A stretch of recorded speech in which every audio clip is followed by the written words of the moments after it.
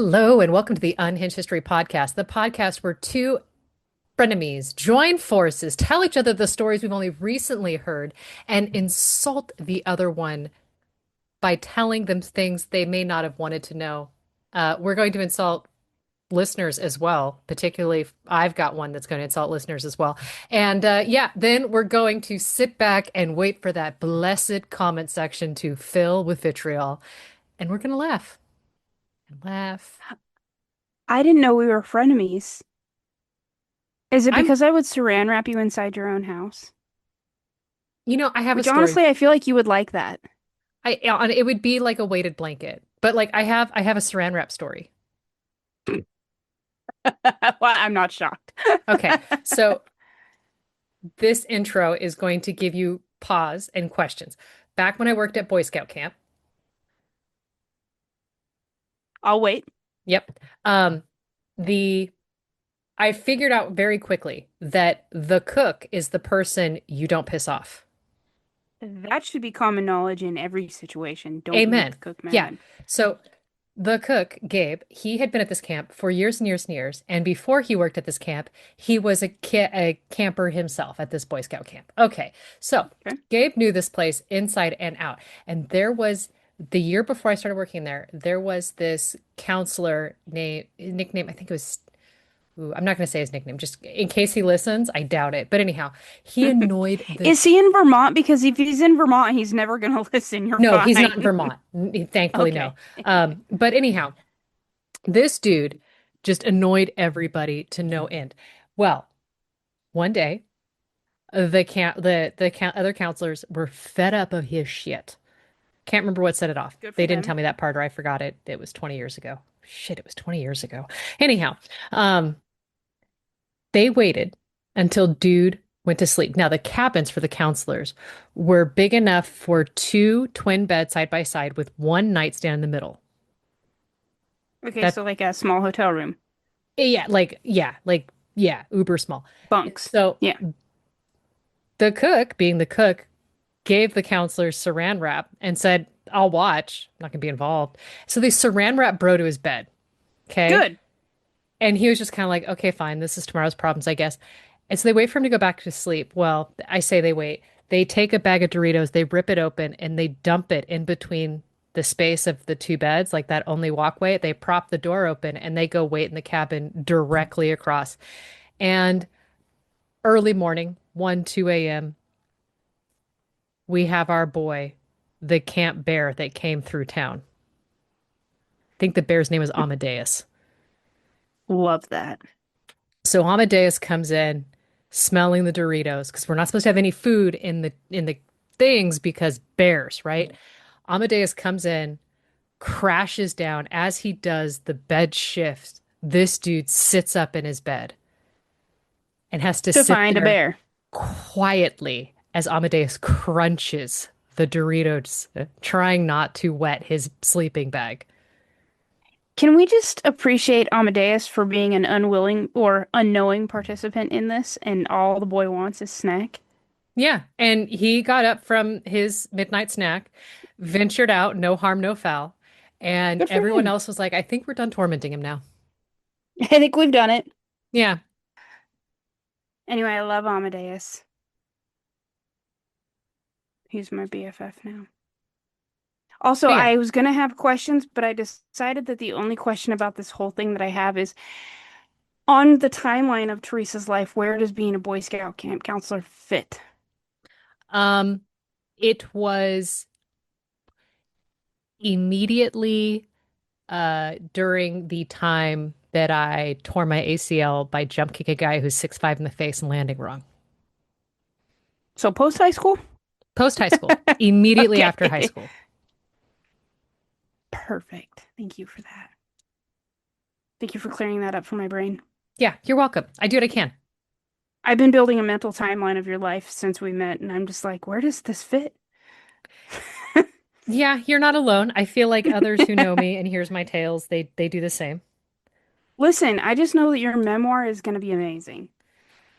Yeah, maybe. But hey, I'm gonna sharp pivot. I've got a story I'm Let's do itching to it. tell you. And I realized via Cool. spreadsheet I get to go first. You do, in fact, get to go first, I think. I don't know, whatever. Do you live your truth? You go first. Actually, that's last week's story. Hold on. No, you're going first, I've I decided. am going first. I just need to make sure I get the right story up because I can only Oh. tell you the real Beauty and the Beast once. Okay, so there is a Slack group I'm a part of, and there is another person in there named Stephanie Reed who suggested this story. Okay. Okay, I'm going to jump in and say, here's my sources: State Library of Victoria, Batman's Tragic End, meangin.com, The Moral Moment by Patrick Stokes, The Batemans, or no, I'm going to say The Batmans by St. John's Online, written by Michaela Ann Cameron, Bear Brass, Imagining Early Melbourne by Robin Anir, Australian Geographic on this day, John Batman's Birthday by Anne Johnston, and The Dollop did a podcast of him. Do you know who John Batman is? Off the top of my head, I'm gonna say no based on the name, but I am gonna ask. This isn't the Batman that scaled building, right? No, no, he didn't. Okay. He didn't scale a building. I think that was an English Batman, so you're good. Um, John Batman. I mean, because apparently, according to Reddit threads, the Americans say it wrong. I'm going to say it right only this one time. Batman is contender. He's considered to be the founding father of Melbourne or Melbourne. Okay. And I don't want to bury that lead. Okay. Okay. I think that makes this story that much more full of, I would say whimsy, but I mean, I think what the fuck is probably more apropos. Whatever. So, journey with me. It is 1795, and William Bateman, he's a 30-year-old cutler and grinder by trade. Our man sharpens Cutler? knives. Yes, literally Okay. cutler. Okay. He's married to a lady named Mary. They started a family. Now, William, maybe he's struggling financially. Maybe he just wants to be super committed to his role of provider because he teams up with a group of other small business owners and they decide that they're going to engage in some extracurricular activities that will increase wealth. It might be breaking the law, but here we are. Hold on. In Australia? No, no, this is in England. This is in England. I should have said that, but we head to England, so the England transition's coming. This is all coming to light now. Yeah, yeah. What year So is it? I know you just said it, but it literally went one ear and right out the other. 1795. 1795. Okay, Yeah. I thought it was 1895, and I was like, this feels wrong. No, America is still wet behind the ears. Okay. Okay. Now, he teams up, William Bateman teams up with his brother-in-law, and they're going to steal saltpeter, which is a component of gunpowder. Okay. Now, both men are found guilty as charged because they are not as smooth as they thought. And the brother and okay, so the brother-in-law and him, they're sentenced, well, brother-in-law sentenced to 17 years transportation for the stealing, and Bateman is sentenced to 14 years transportation for receiving. What is transportation? Is that being sent to Australia? Yeah, yeah, that's Okay. getting shipped off. Now, Okay. at the time of the conviction, it's now January 1796. Mary's already expecting their second child named Robert, who's going to arrive in March. Both her brother and her husband are going to get sent to Aussie land, and she's not about to be alone. Good for her. So she books I passage. What? was gonna say, so she commits a crime too. She's like, you know what I'm going to do? I'm going to go rob a bank. I'm going to get some free three hots and a cot. Here we go. No, that she pays out of pocket for her and the two little ones, because by this point, little baby boys hit the scene. And so soon after reaching the colony, William gets sent to Parramatta to work as a convict, and Mary and the children trail after him there. Now, from the earliest years, this European settlement of a town, most of the convicts, like Bateman, occupied these modest little huts on this main thoroughfare. It Okay. doesn't sound too glamorous, but you wouldn't expect four convicts to be living in lavish accommodations. I actually didn't expect them to have huts. I thought they were just sent there and like told to survive. And that's That how we learned that everything in Australia wants to eat you. Yeah, I mean, maybe that was for the first couple of years, and then they started to give huts, so they had convicts that actually put in the infrastructure. Oh, okay, yeah, that makes Maybe. sense. I mean, I don't know, trial and error. But apparently, Mary and William love each other very, very much because 3.5 years after their arrival, they have a colonial born or currency lad. They named him John. John Bateman, Okay. Okay. figure of the story. It's around the time that he's 10 years into his 14-year sentence that William Sr. earned. I don't know why I said senior there. I guess maybe his dad was also, maybe they had another kid named, I don't know. Anyway, I did it for a reason, reasons beyond me. Um, William puts in 10 of the 14 years, and they were like, good enough, bro. So clearly he was a model convict. Now, I will say that he does seem to have a bit of a leg up on the other convicts because he has a supportive wife in this colony. And I guess there's a severe gender imbalance because they're mostly shipping off the men. And oh, this checks. yeah, so he decides he's going to kind of distance himself from his convict past. He drops the E in his name. And so he goes from Bateman to Batman. Little did he realize the epic thing that he was going to do for you right there.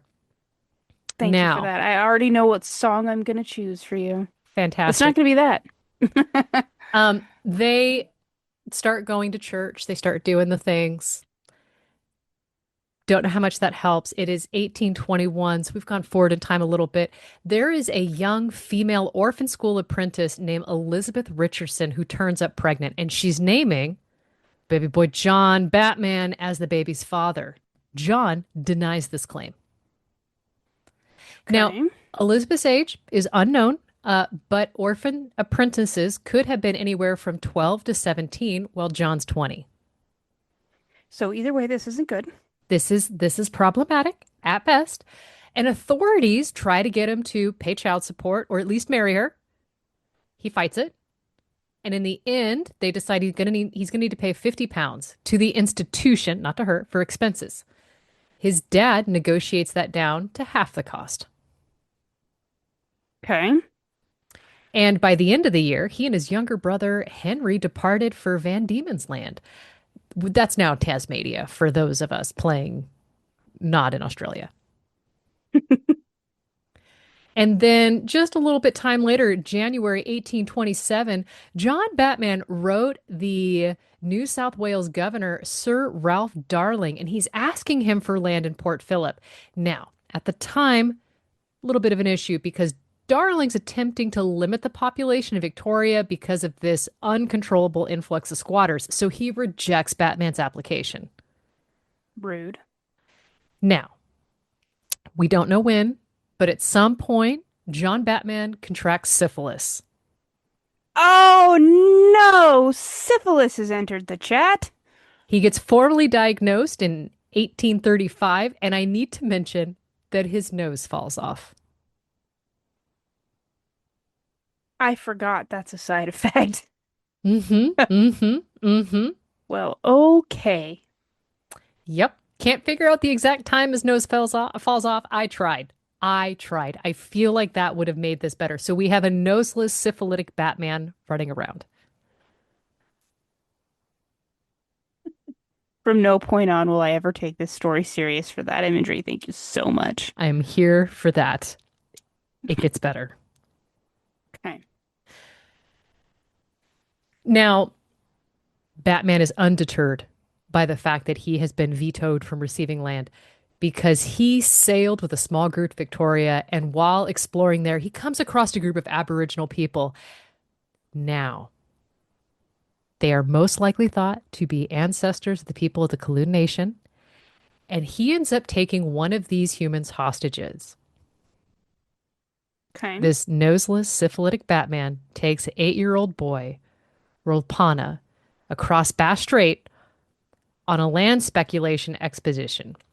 Now, in popular memory, he signed what is called a treaty with the Wurundjeri elders for the district that became Melbourne. Hold on. I may be throwing the pot here, but are you telling me that a noseless, syphilitic Batman is the founder of Melbourne? Yes. Wow. Okay. Cool. Now, he claims that he met with six Aboriginal chiefs on June 6th, 1835, when he's clearing or in a clearing of land by Mary Creek, which now runs through the north of the city. And it's there that they agreed upon the price to rent the land. The exact location of this agreement, kind of unknown. He seems to be unreliable. But historians believe that it may have taken place in the modern day suburb of Northcote. I'm Okay. probably saying it wrong, even if I try to correct it. So he draw up this treaty. It's on a piece of parchment. This parchment is now in the National Museum of Australia. And in it, he's offered yearly rent of 20 blankets, 30 tomahawks, 100 knives slash scissors, 30 mirrors, 200 handkerchiefs, and 100 pounds of flowers and six shirts in exchange for 200,000 hectares of land. So he gives them that and he Yeah, gets 2,000 hectares. Okay. yeah. Now, apparently, the chiefs signed the treaty in these squiggly symbols, but historians have noted that those look suspiciously similar to some markings that are found in Batman's diary. Oh, like maybe he was trying to make his signature look like theirs or make a signature look like theirs? Yeah, Fraudulent. A maybe. fraudulent, noseless, syphilitic Batman? Who is the son of a convict? This all checks. Okay. Now that he's got this land reportedly or reputedly from these elders, he promptly names the land Batmania. Good for him. So Melbourne was originally Batmania. I'm really glad we made the switch to Melbourne, but Batmania is really good. This treaty was effectively a private sale or private contract of sale. And it's one that the traditional owners, the actual First Nations people, they would never have understood. And in any case, Batman had no actual authority to make this treaty, and it's immediately voided by the New South Wales government because they had outlawed colonial settlement in what's now Victoria. Now, they outlawed it, they voided this not because this is exploitative, because it's hugely exploitative, but because here's the issue. The crown recognized no indigenous rights of ownership of country, and so they had no right to dispose of it. Okay, so hold on. Just so Yeah, I yeah, understand this. please. We don't recognize that you, the indigenous people Mhm, of this land that we colonized, mhm. have ownership rights. So because we don't recognize your ownership rights, we also don't recognize You can't this give away what you don't treaty have. because you can't. We Right. put a Okay. flag here first. This belongs to Got it. the Queen Victoria. Queen Vicky put her Union Jack here, or had us put her Union Jack here. Okay. And so you can't give Wow. what you don't have. Wow. Okay. Now, Wild. Queen Vicky hears that this has been named Batmania, and she's like, not on my watch. So she names the city after Lord Melbourne in 1837 because that's a close friend and mentor of hers. It's so stupid. You want a city named after you, darling? Let's name a city after you. We could do something. We got something for you. You've been my mentor for years. And they're calling it Batmania. I mean, this is just silly. So, because of this land grab, even or in spite of this land grab, I should say, so despite this bizarre treaty, Batman somehow acquires this posthumous representation where he's considered a benevolent friend of the Aborigines instead of being a murderous a-hole who defrauded this people and these nations, the colonial authorities. Shame on you, shame on your ancestors, shame on your cow, everything. Hang the shame curtains. But despite us thinking this, his contemporaries seem to really have seen him for what he was. There was a landscape painter named John Glover, who is a neighbor, And Okay. nobody's going to throw shade at you like a neighbor because he says he was a rogue, a thief, a cheat, and a liar, a murderer of blacks, and the vilest man I have ever known. That's that's an epitaph right there. Yeah. And noseless and syphilitic. Batman. Here's where I think I take it up a notch. 1837, the syphilis has wrecked him. He's in constant pain in his feet and legs, and it made him dependent on a wicker work batmobile. What? He's got basically a wicker made wheelbarrow that's being pushed around by a So it's a couple. wheelchair, It's but not not? described as a wheelchair. This sounds so much more improvised. Okay, okay. Now, I need to remind you, he's got bandages on his face because bro's nose has like fallen off. I wonder if that clears up the sinuses, you know? I mean, honestly, I think if you had allergies, you could literally just reach in and get the stuff that's in the way. That's what I'm thinking. Maybe that's a benefit. Maybe that's a feature, not a bug. We should quit naysaying. Everybody gets syphilis. You heard it here first, guys. This is a health and science podcast. He's built Batman has built this considerable fortune by swindling everybody he can get he can do. And he's got a ton of property and business ventures all around Port Phillip. He's aware as he's like paraplegic with his face falling off that his life is going to be cut short by this disease. You don't say. Yeah, I mean, I think he saw it coming when the nose went. It's usually a good first sign. So he starts trying to build an inheritance for his wife. He starts really thinking about everything. Now, his wife, Eliza, dear sweet woman, um, they have 8 children together. And he's doing Oof. everything he can to shower gifts on them.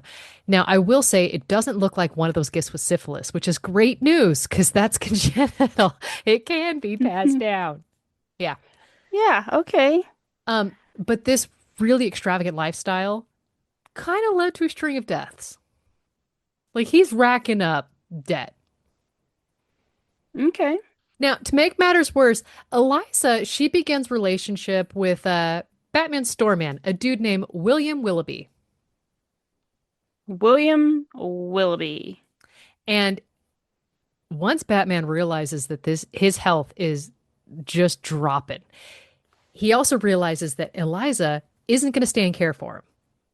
And so our dude revises his will. Oh no. He tries to cut her out completely, and the lawyer is actually trying to be the soulless or the soulful wonder here and just say, like, "Man, don't cut her out completely." He goes, fine, 5 pounds. She can have 5 pounds. BS, dude. I've lived with your syphilitic nose? Absolutely not. She didn't live with the syphilitic nose. That fell off. That was gone. That is a syphilitic The, hole in the face, I think is what we're going for here.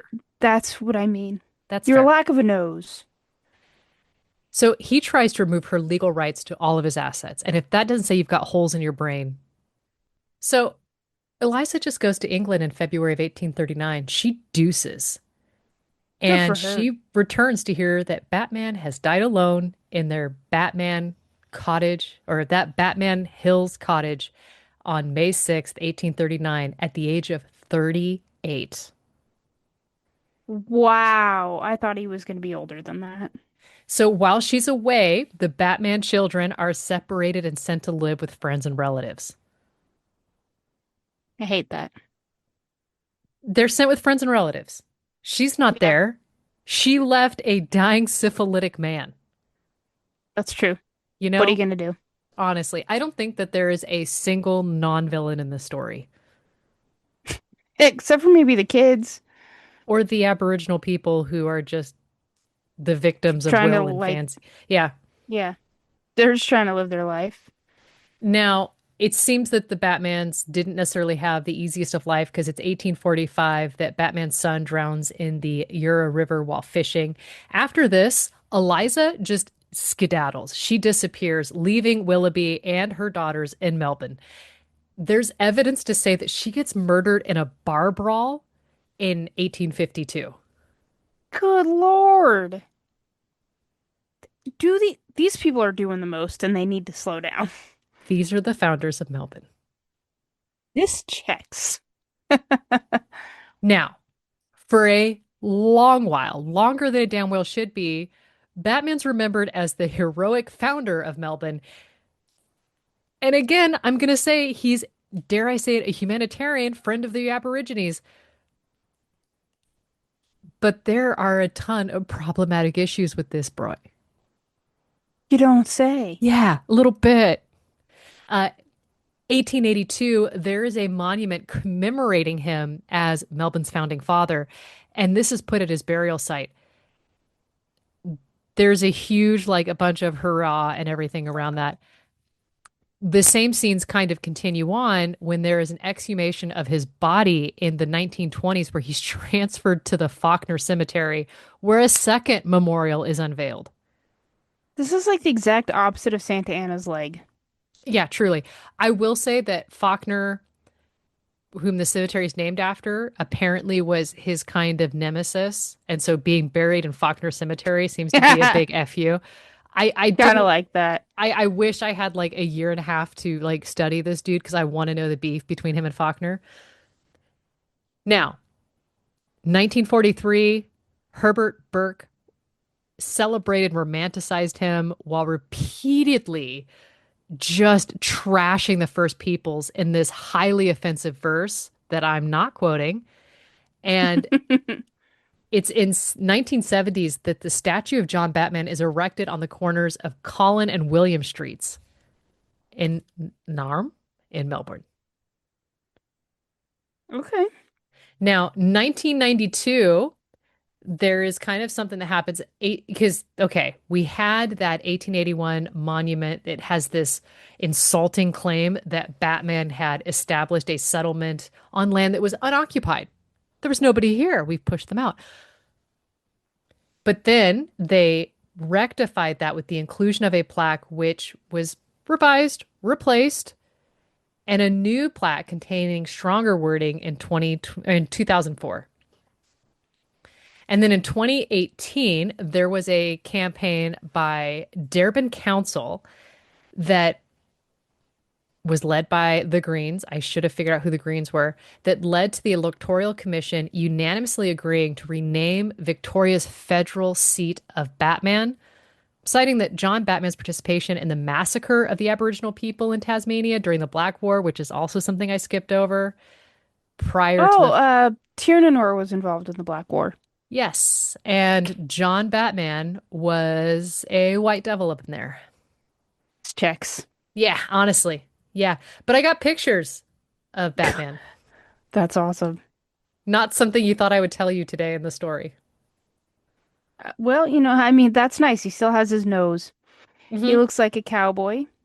He's got a kerchief tied around his neck. Beautiful wavy hair, the beard. He actually looks like an Amish cowboy. It's a sketch. That's It all is a I've got. sketch. Yeah, it Amish is a sketch. cowboy. Again, cowboy. And this guy is Mennonite. Oh, No, I mean, yeah, okay. not really, but like, I mean, That's what yeah, yeah, yeah, that's what it yeah. looks Okay. like.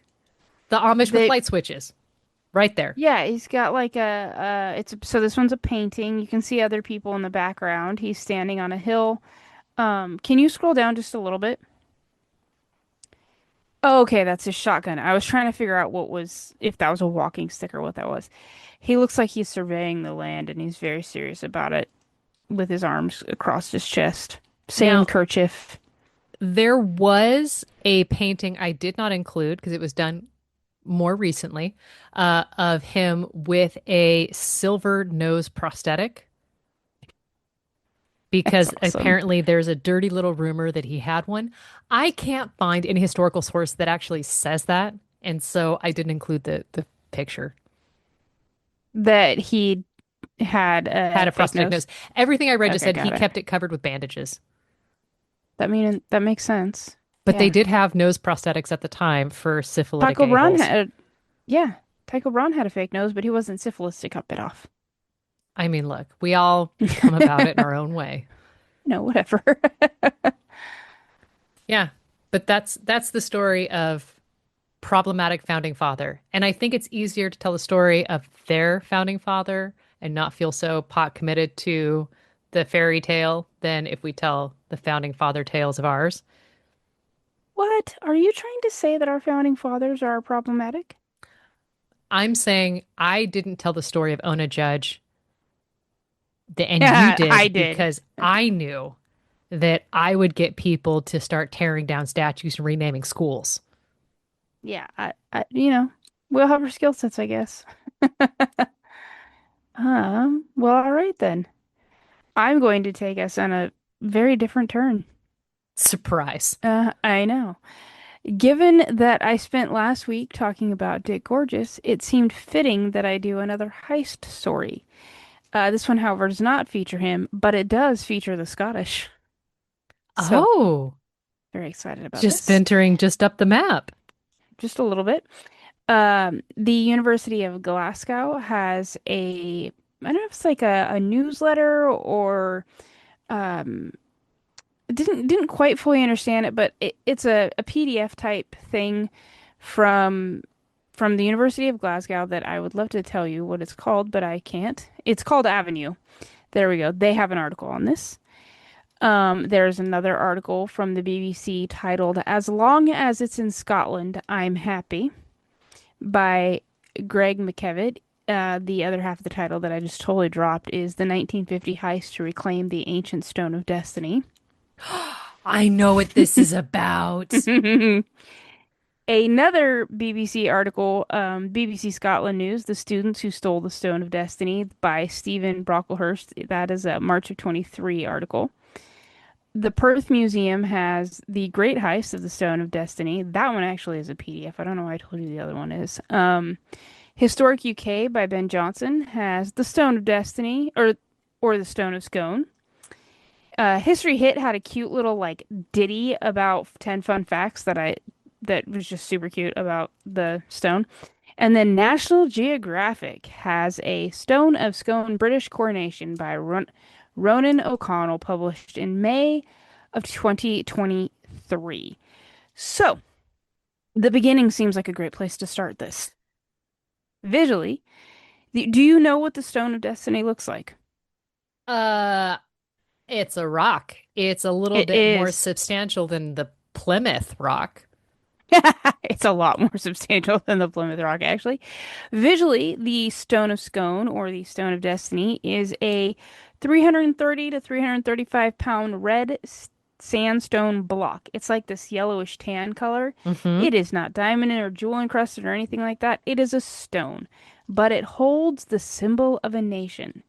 In fact, the Celtic name for it is called Leafal, or the Speaking Stone. This is the stone which the true kings of Scotland have been crowned for generations.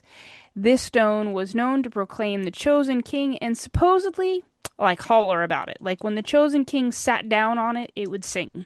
That's what the mythology says. I mean, if I saw somebody sit on a rock and it started to like play music, I would probably pee myself and start checking my tea for hallucinogenics. The great place to start.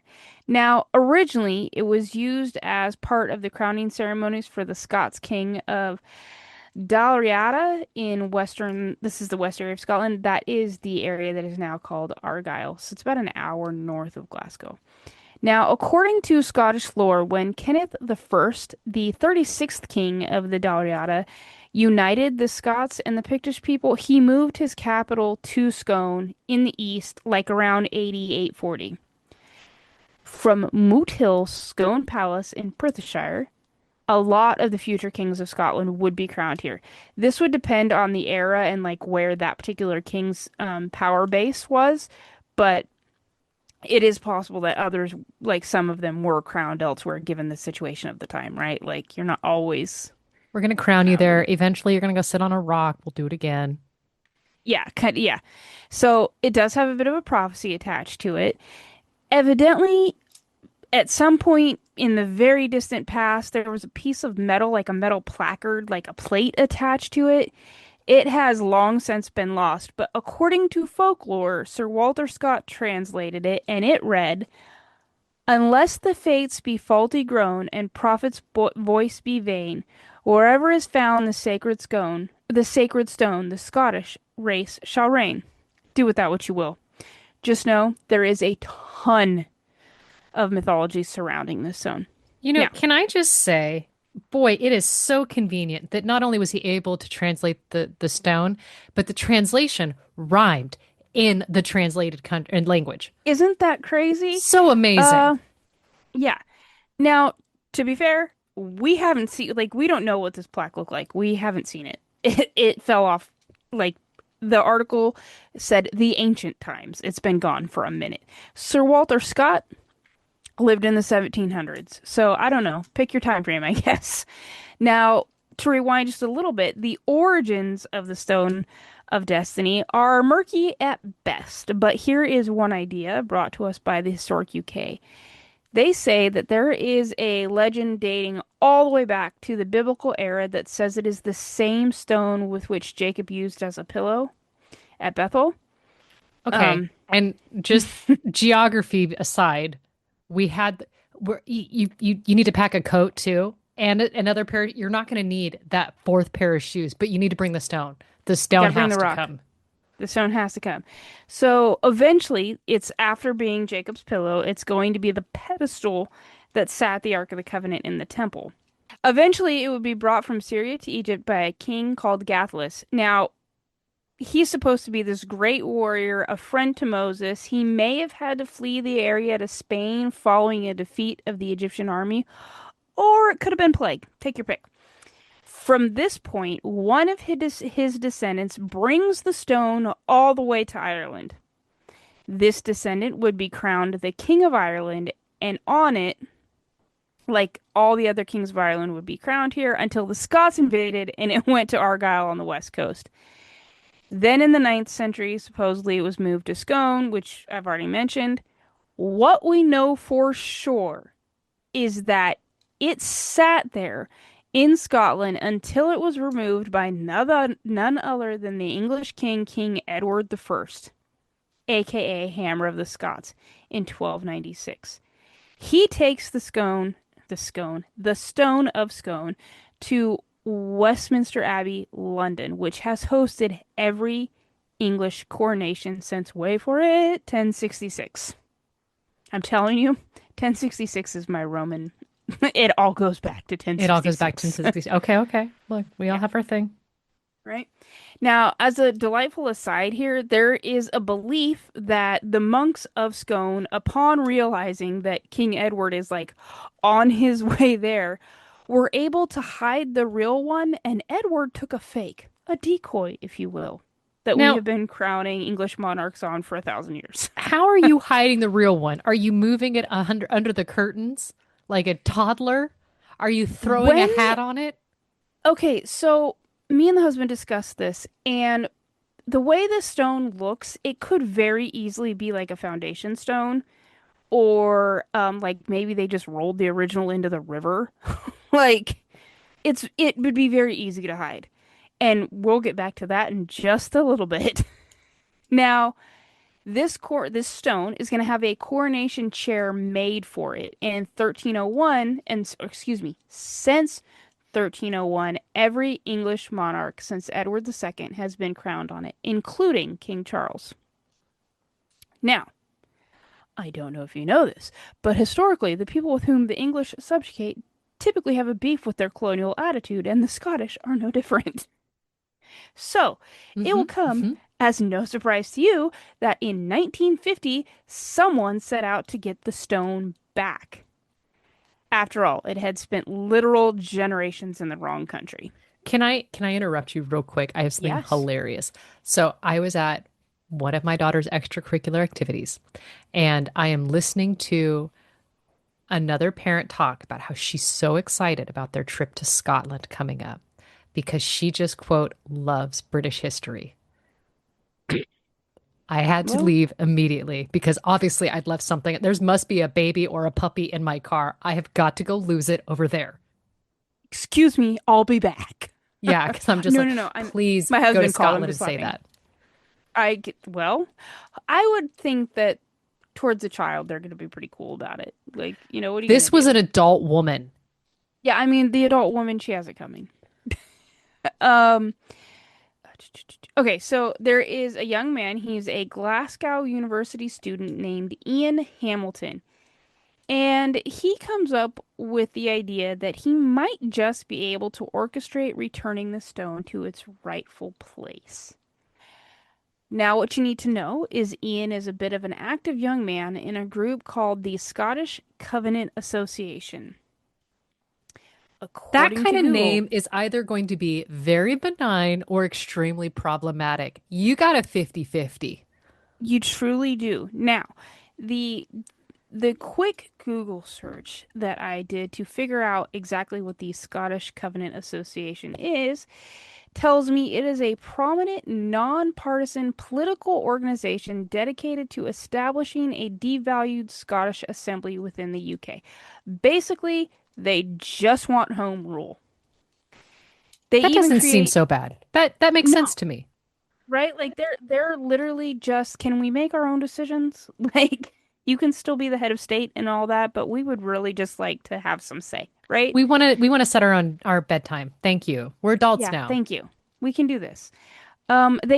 They create a petition. It gets no less than 2 million signatures, which at the time is over half the adult population of Scotland. Half, over Yeah, half.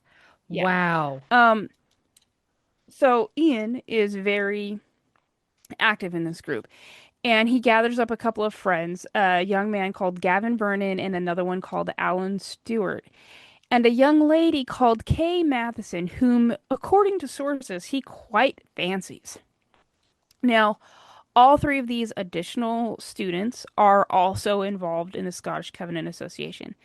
And they get to work. They're like, yeah, let's do this. And so they're all the scheming and the research and the recon, like all of it. And then Stephen Brocklehurst, writing for the BBC Scotland News, says, quote, I literally love this so much. During the Christmas holidays from university, the four students set off for London in two elderly Ford cars. And I'm like, that Yep. Yeah. imagery is so Yeah. good. Look, that vehicle belonged to grandma and she gave it to you when her kids took her license away and It's said, "Well, you need so, it for school." yep. Two of them. Two of them. Now, to be clear, this is not just a jaunt. This is a 400 plus mile trek from Glasgow to Winchester. 400 miles. Yeah. Bitch, please. Sorry. I recognize Yeah. that they just don't drive that. Anyhow, carry on. I'm Yeah. I'm I done. mean, it's not like you're not completing it in an hour. It's not like running down to the Costco, No, right? you're Like, committing to it, but it's yeah, you're 400 miles. yeah, it's 400 miles. Um, Now, what I'm going to tell you next feels like the most Scooby-Doo crap ever. But the plan. Now, mind you, up to this point, they have been scheming and researching and plotting and reconning like all of this, right? This is the plan they've come up with. They Ian is going to slip into a dark corner of the Abbey, and I cannot stress this enough, Westminster Abbey, just before closing time. But like, is an Abbey gonna be well lit? Honestly, I ask you. I I, don't think they're known for their sterile lighting environments. I don't think they're known for their sterile lighting either. And his plan is that, like he's going to go in as just an Abbey goer, right? He's going to slip in and hide in a corner until it is good and closed for the night. And then he's going to open the door from the inside. And nothing, absolutely nothing can go wrong with this plan, right? Like, yeah, I've Oh been yeah, no, locked in. this I'm just this going to open this the is door. solid. Totally foolproof. Well, the watchman finds him and, like, immediately throws him out. But totally settles for Ian's bonehead excuse that he was just accidentally locked in. So he goes back to his three friends who are parked nearby in their two Fords, and they regroup and they try again the next night. It's like 4 a.m. They have a new plan, fairly similar to the last plan, but not. Kay, the girl that Ian has the hots for, she is parked like right outside the Abbey, and the other car is parked nearby, like to make it look less suspicious. Yeah, you're not going to be window to window passing fries. Right. So Kay is waiting as like the getaway driver, right? And the three fellas, they go up to the Poets' Corner door. So think the area of Westminster Abbey where like all the famous British poets have been buried. And they try to pick the lock, only to realize none of them actually have that skill set. You had time to plan. You had time, like lock picking kits are a thing. You're not supposed to own one in America, but I've seen them. It could it's not hard anyway. It's So not hard. they Lock picking by Angie.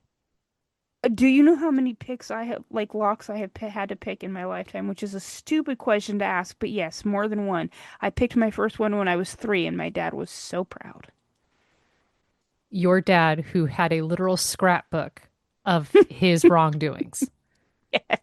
Angie, the fact that we are recording a history podcast and you are not behind bars is a testament to Jesus Christ in your life. Honest to goodness, because I have committed no crimes, but I have picked a lock or two in my day. No, you Mostly you've not been because caught picking doing I will crimes. You've tell. just admitted to one. No, but let me tell you what happened. The bathroom door got locked from the inside, and apparently I was the only one that could open it from the outside. So I was the one notorious for getting the door unlocked. Um, don't know why that was the case. But anyway, they can't pick locks. Not their skill set. Their dad didn't teach them right. Fathers They, of the Unhinged History podcast, you have one job. Put this down and start teaching toddlers to pick locks. come on, get it together. So they abandon the idea altogether, and they move on to trying to just, pry the door open. Later on, Kay is going to say that she was sure they could hear the noise on the other side of London. I can't imagine that a group of Like, late teenage boys are quiet about ripping a door off its hinges. right? Okay, so somehow, by the sheer grace of Scottish tenacity, they manage to get the door open. And they go about removing the stone from its home under the throne. Um, For those of you that have not seen it, basically it is a wooden throne with a shelf-like space beneath it that is the seat for this rectangularish, oblongish stone to sit. So it's like its own little drawer sort of thing. Imagine a training potty, but where you would go poo-poos is the stone. Exactly. You go poo-poos, you become king. That's the rule. Perfect. Now, I think I said this earlier, but the stone is like 330 pounds. It's a boulder. It's not Yeah. the Plymouth Rock, as Theresa pointed out. So they find themselves obviously having a heck of a time. So Ian has this rather brilliant idea, at least in the moment, and he takes his coat off with the intent to use it to drag the stone across the floor, like moving. I Just forget what they're shimmy called, it. but Just kind of shimmy it yeah, we're back just and gonna, forth. right? Just rip Okay, up that flooring as you go because that thing's not coming easy. yeah. Now the other two fellows, remember Gavin and Alan, his friends, they each take an arm of Ian's coat and they start to pull. Ian, in the meantime, grabs a hold of one of the chains that's like attached to the stone, and as soon as he starts to pull, the stone breaks in half. What they This is did why we not can't know, have nice things.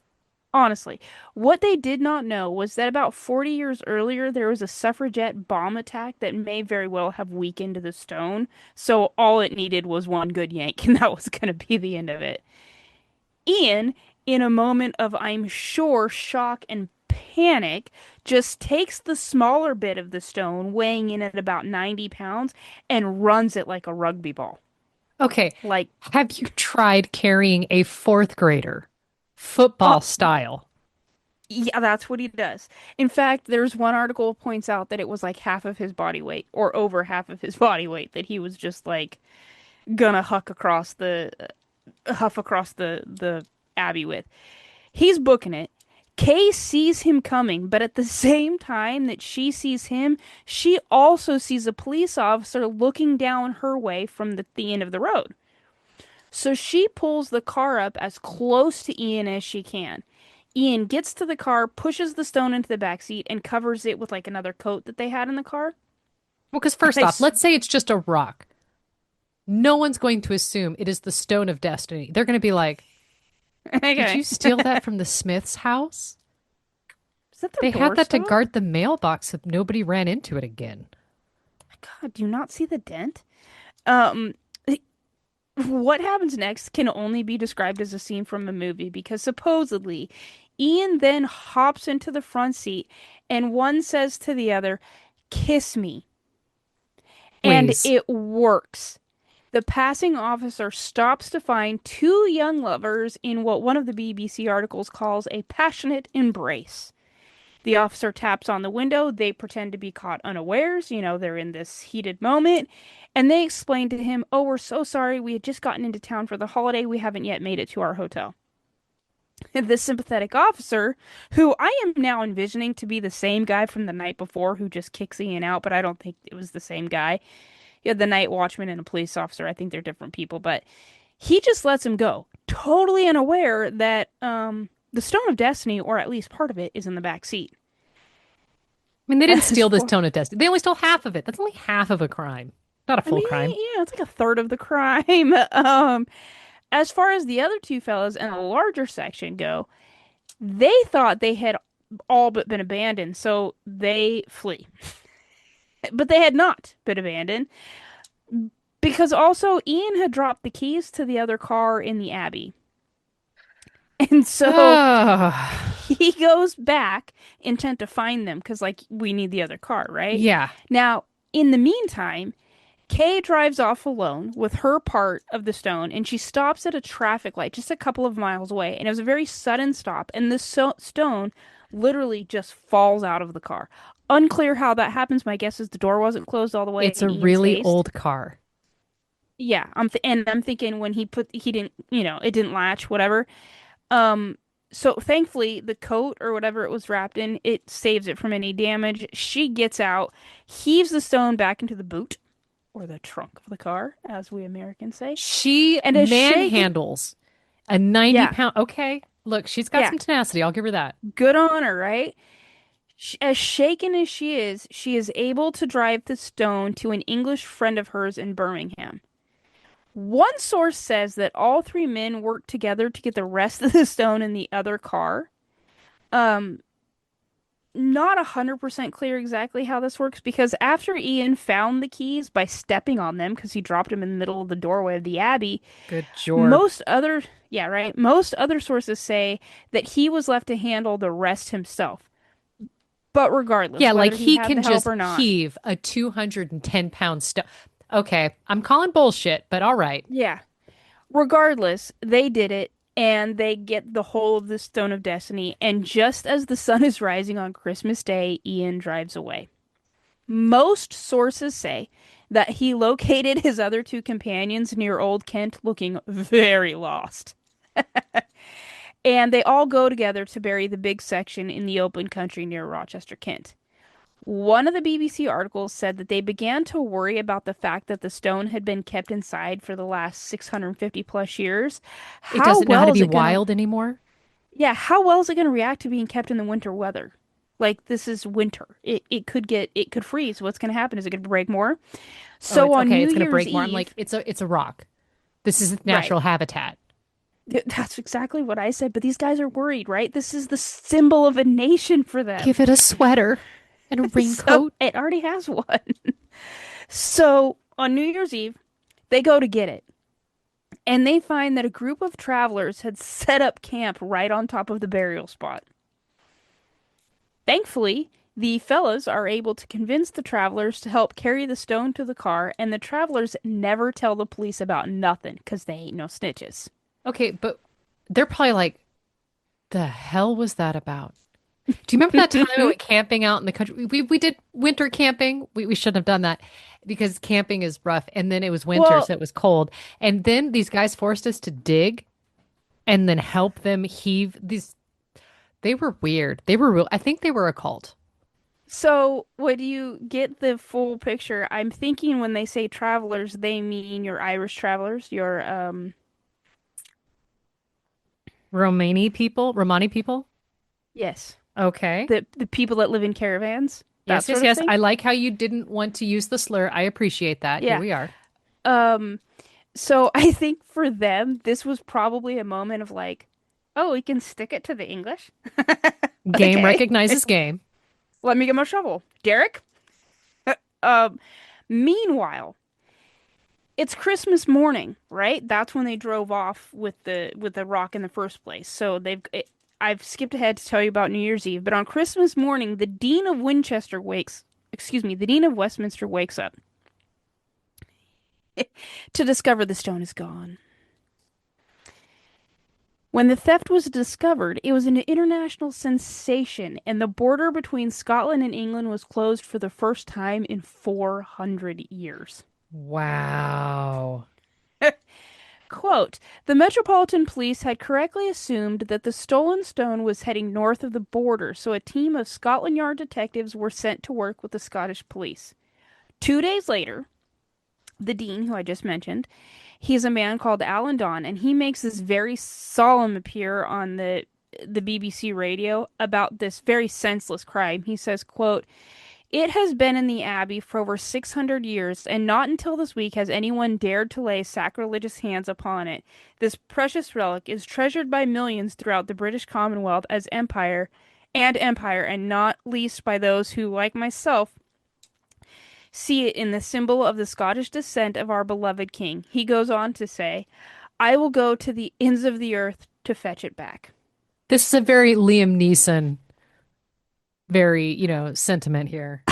I find it hilarious that he refers to their hands as sacrilegious for stealing their own rock back. Now, it's worth mentioning that Ian is looking a little sus. Yeah, no, you don't say. You don't say. Because it becomes very clear to the police that in the previous months, he had checked out every book imaginable on the stone from the Glasgow's Mitchell Library. So people got eyes on him. Okay, but like, how crazy is their surveillance that you start checking out books on a rock and you trigger some sort of national surveillance in what, the 60s? 50s. It's 1950. 50s. This is not, So, they're going to card catalog, and you got a bunch of nosy librarians going, if he checks out one more book, we're going to send this to Scotland Yard. so I think what had happened is one of the articles, and I don't have this in my notes, like exactly what they marked it with, but one of the detectives found like either on the chair itself or near the chair some sort of etching that was like one of their symbols or initials for the Scottish Covenant Association. So They it signed their work. pretty much, or at least Dumbasses. that's what the detectives thought. So as soon as they were like, okay, let's go check this out, I think they were able to put two and two together and be like, okay, we need to, what's going on here with these individuals, that sort of thing. Now, when the stone crossed the border on New Year's Eve, when they went and dug it up from with the travelers, it was the first time since 1296 that it had been home. A businessman from High Bonnybridge near Falkirk called John Rollo received the stone. His agreement to take the stone was based on one thing. No one but myself will ever know where it is because a secret is a secret with when it's only with one person, He's not wrong. right? The police, they never did discover his actual story. He was interviewed about the events in 1971 by the BBC Radio Scotland, and he told them that if he was going to do this interview, the tapes must be kept a secret until after his death. And they kept their word. Well done. Right? So 1986 is when we learned that he was in fact the vice chairman of the Scottish Covenant Association, and despite the police being sus about him and visiting his factory more than once, he was able to keep the smaller section of the stone in his office just under his desk. He's putting his feet up on it, Yeah, that's using what it to I'm put his seeing. lunch on. Yep. Eventually, the stone would be moved to this remote location of Cambuskenneth Abbey in Stirling, and that's where it's going to be repaired. Like they meld the two pieces back together. But after a few months, the association decides it's time to return the stone. It has served its purpose of publicizing the Scottish case of Home Rule. So the stone is left at the ruined Arbroath Abbey, the scene of a 1320 declaration calling for the rights of Scottish to rule themselves. So it's like a symbolic Yes. location. Now, Greg, Greg McKevitt, writing for the BBC, says, quote, Abbey custodian Mr. Weishart told Newsreel that three men arrived in a car and carried it in on a wooden stretcher. Police transported it back to the Police transported it back south of the border while senior lawyers decided what to do with the culprit. Just 3 days after it was returned, more than 30,000 Scottish football fans made their way down to London to watch their team beat England 3-2 in the home championship. There is a BBC newsreel that follows many of the fans to the Abbey after the match so they can catch a peek of the stone. But That's by now, hilarious. right? The authorities are not taking any chances and they have the stone locked like away out of sight and they put extra guard detail on it. Which I was like, that is so funny. Now, the kids are not charged for the crimes because on April 19th, the Attorney General, a man called Sir Hartley Shawcross, told the House of Commons he had decided that it was not in the public interest to create martyrs or heroes by persecuting those behind these vulgar acts of vandalism. He's got to say something strong, vulgar, Truly. I but mean, then they did realize etch their initials into the whatever. they're going to tear the prison down if whatever prison we put them in, that prison will be torn down brick by brick. Yeah, we got you. In just 2 years time, Queen Lizzie II would be crowned on it. And in July of 1996, the Queen, along with Queen Lizzie II, the Queen, along with Prime Minister John Major, agreed that the stone should be returned to Scotland. So, on St. Andrew's Day, November 30th, in 1996, 10,000 people lined Edinburgh's Royal Mile to witness the Stone of Destiny return to Scotland for the second time, but for the first official time in 700 years. Wow. Gavin Vernon, if you're curious to know what happened to the kids, because I was, Gavin Vernon graduated in electrical engineering and immigrated to Canada in the 60s. He is famous for saying that he never had to buy a beer again anytime he returned to his homeland. He did not die until March of 2004. Whoa. Alan Stewart had a successful business career in Glasgow. He died at 88 years old in 2019.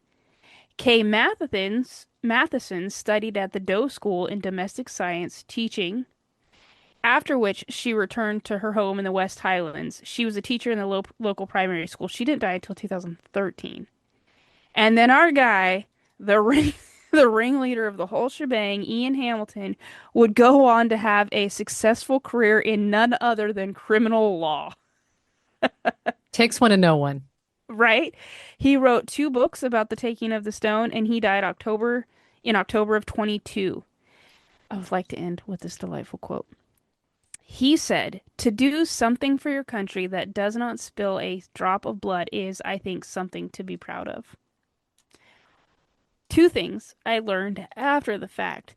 When the stone was restored before it was brought back to the abbey, to the ruined abbey to be sent back to England, it was overseen by a guy called Bertie Gray. He was a nationalist politician and also a stonemason. And it only emerged in like 23 or 25 that Gray had gifted leftover fragments to personal and political associations when he was done repairing the stone. Wow. So wait, he repaired the stone and just like any other repairman had extra bits. Pretty much, yeah. They also, I can't remember what year it is. I didn't write the year down in my notes, but after 1996, when Queen Elizabeth had it permanently sent back to Scotland, um, testing was done on it, and as it turns out, it was stone from the local area of Perth. Of Perth, Like, as in Australia? no, as in Perth, the Perthshire in Scotland. Like, it Oh, matched all the stones there. And so it's so got it's this not huge, this so and so's pillar of the yeah, Ark of the Covenant. Yeah, surprise, yeah, surprise. shocking, I know. Which made me laugh. Like, really, really hard to learn that it had gone through all of this and was literally just a rock from down the way. So that is the story, and I do have a picture if you want to see. Okay, so Angie is showing me the throne that is in Westminster Abbey, which is basically a really cool pew for one. It's got some ornate footings, but it's got a cubby hole for a rock. Yep. It actually reminds me of the like throne type pews that priests sit on in Catholic ceremonies that like line the side wall of the pulpit. So it kind of checks for being in an abbey. Yeah, it does. Did I say Winchester Abbey at the beginning? I feel like I did. It's Westminster. I feel like Winchester is what came out of my mouth. Oh well, it is Westminster. Now I have to go back and check my notes to see if I typed it wrong. Anyway, that's the story of the Stone of Scones trip to Scotland. I love it. And if you need a throne with a cubby hole for a rock or know somebody who does, rate, review, subscribe, and send this to somebody else who also would do something unhinged, like steal the the stone of destiny, the stone of scone, Yep. or become a syphilitic Batman. And on Yep. that note, goodbye. Bye.